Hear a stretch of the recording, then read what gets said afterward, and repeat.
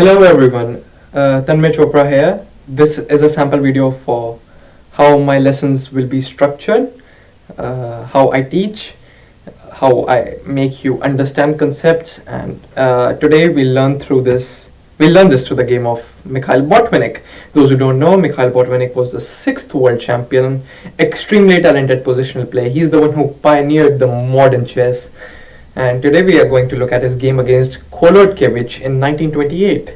So without any further ado, let's get started. Botvinnik is white and he starts with d4. Black plays knight f6. Let me just turn down the volume so that there is no sound of pieces moving. So c4, g6, knight c3, bishop g7, e4, d6, g3. We're not focusing on the opening. That our main focus is middle game here. Bishop g2. So this was a King's Indian defense. White goes for the g3 system. Bishop g2, knight bd7, knight g2, c5. e5 is also playable. Castle, cd4, knight d4, knight e5, b3, bishop d7. And let's pause here for a bit and try to understand this position. What's going on here? First of all, the key factor to notice is that white has set up a beautiful pawn chain, and which has allowed him to gain space in the center. So, which is a somewhat of an advantage for white. This is called pawn structure. Black, on the other hand, if we compare black's pawn structure, we see these pawns are not advanced, so they don't control many squares. Plus, you have this d6 and e7 complex, where e7 could be a potential weakness. We also see that white's pieces are slightly more better coordinated because these knights really occupy the central squares. This bishop is ready to come on either b2 or e3, and this bishop needs to move, will only be activated when this knight moves and this knight moves. So I see in general white has a better piece coordination as well. And both sides, as you can see, since black is restricted, what black is hoping for is some kind of counterplay. He's trying to generate threats, and white is trying to restrict him or create his own threats. So both of the sides are playing for initiative. Initiative is the key factor here, which both sides are trying to achieve. And in this pawn structure, this is called the Maroczy-Bind pawn structure, and what usually black aims for is counterplay. So a5, a4 is one method of gaining counterplay, a6, b5 is another method, and in some cases black tries for d5, just a central break. But here it's extremely unlikely because this bishop on g2 just clearly holds the d5 square. So it's just slicing up this diagonal. Now the question which arises is, who will benefit from trading pieces?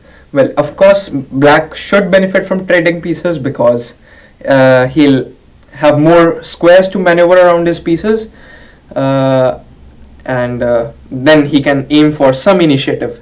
Because if he can maneuver his pieces, that means his pieces will be better coordinated and, well, they can create some threats. So the question is, do we place our bishop on b2 or do we place our bishop on e3? Well, both are extremely fine, and I'll explain you the difference in a second. So Botvinnik in the game goes for bishop b2, black plays knight c6, and Botvinnik plays knight d5. You will be like, what? Trading pieces? You just said white should not be trading pieces and black should be. But I'll explain this concept in a bit more detail. Knight d5, e d5, knight d4, bishop d4, b5, bishop g7, and king g7. How many pieces has Botvinnik traded? Botvinnik traded 3 minor pieces. A key principle of attacking is that you should have 3 pieces in the attack. So that only if you have 3 pieces, they can generate real threats. Sometimes it's possible with 2, but it's in concrete situations. Usually if you're attacking, the best method is to have 3 pieces in the attack. 3 pieces are really strong. In this pawn structure, if we go back a little bit, black usually generates counterplay with his queen and the minor pieces. When Botvinnik traded 3 minor pieces, what happened is, here, if you see, Botvinnik traded 3 minor pieces. At maximum, the only pieces that can be attacking is this. These rooks might come in handy, but it's very unlikely where they're going to play. Are you going to play on this flank? But where exactly? Where's the weakness?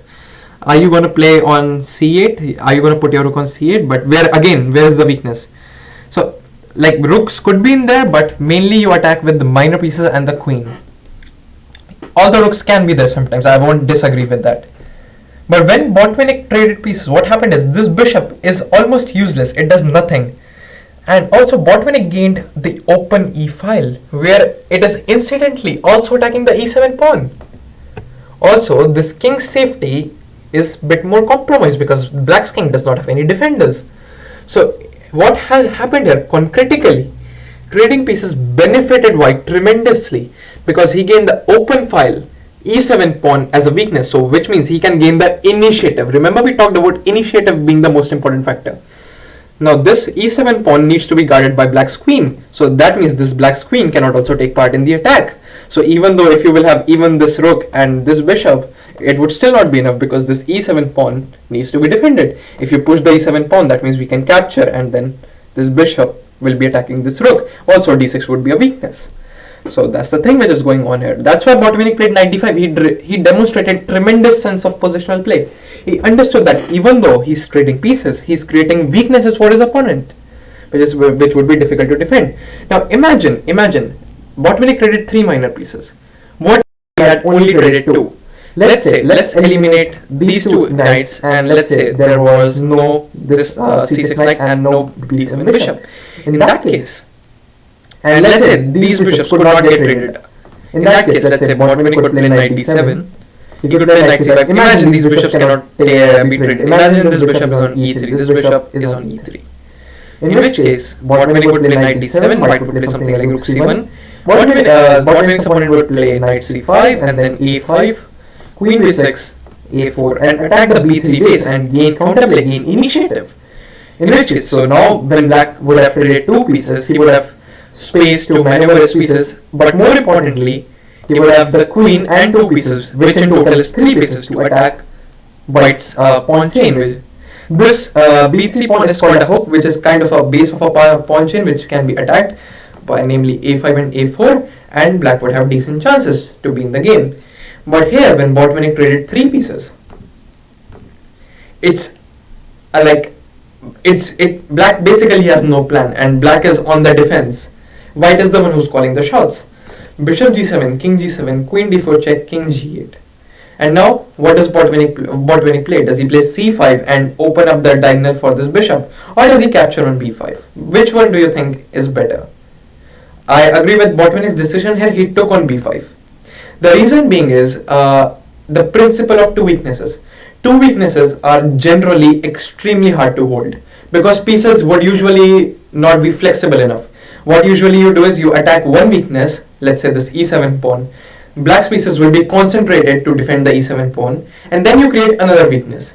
In this case, what Botvinnik does is he has gained the 2 versus 1 majority here, the a2 pawn and b3 pawn versus the a7 pawn, which is called a queenside majority.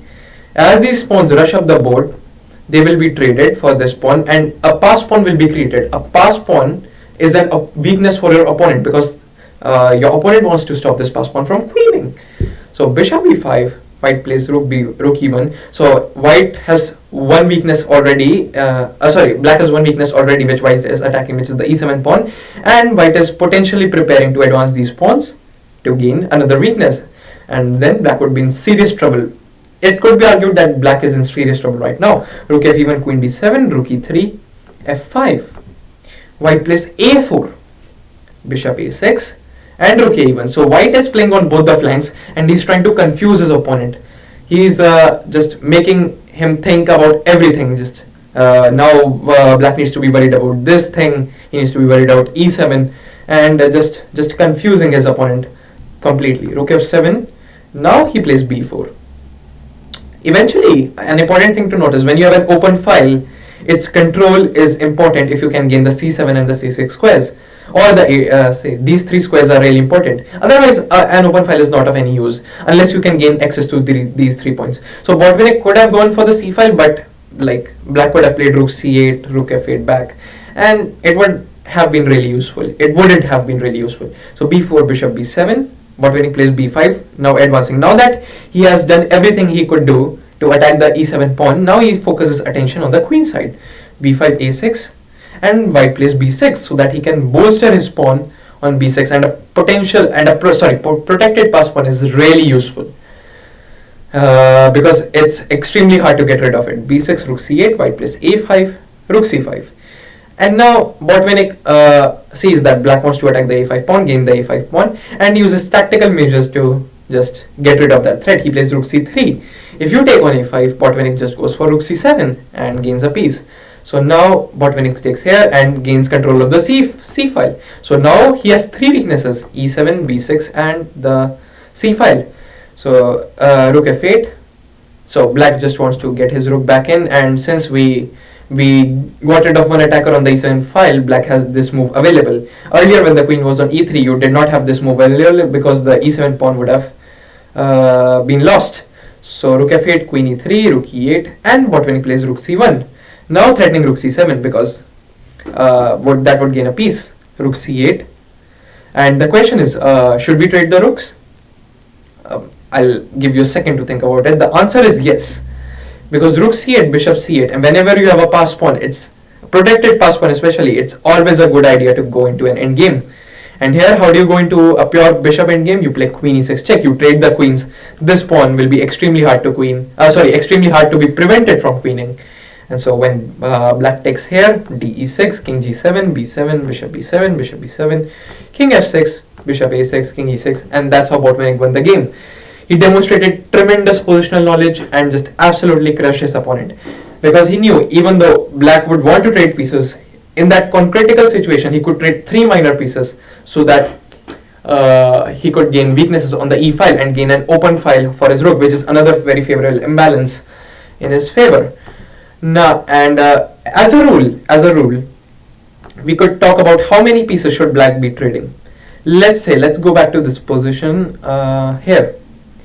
If there are four minor pieces on the board, it's usually better for white because black's pieces find it difficult to be coordinated. They need more space.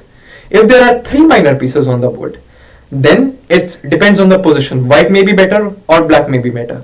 It concretely would depend on the position. If there are two minor pieces on the board, then it's usually a good thing for black because black would have the queen coordinating with those two pieces, creating counterplay. Because even though you are trading pieces, you still need three pieces or some pieces to generate some kind of attack. So that is why it's best for black to have two minor pieces on the board. If there is one minor piece on the board, and we just saw, it's usually a bad thing because one minor piece in itself would not be useful in generating counterplay. You'll need at least two. So four minor pieces, good for white. Three minor pieces, depends on the position. Two minor pieces, good for black. One minor piece, good for white.